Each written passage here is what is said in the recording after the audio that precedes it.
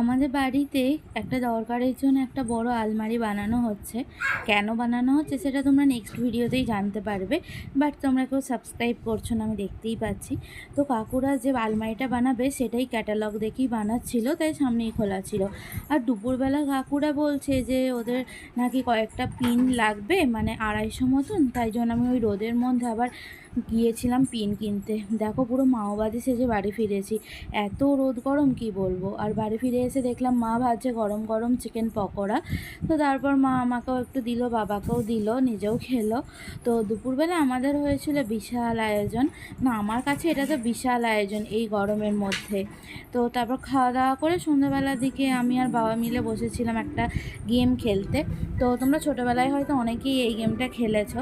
তো আমি আর বাবা বিন্দু বিন্দু দিয়ে সিন্ধু তৈরি করার চেষ্টা করছিলাম। তো চলো, আজকের ভিডিওটা এই পর্যন্তই রইলো। বাই।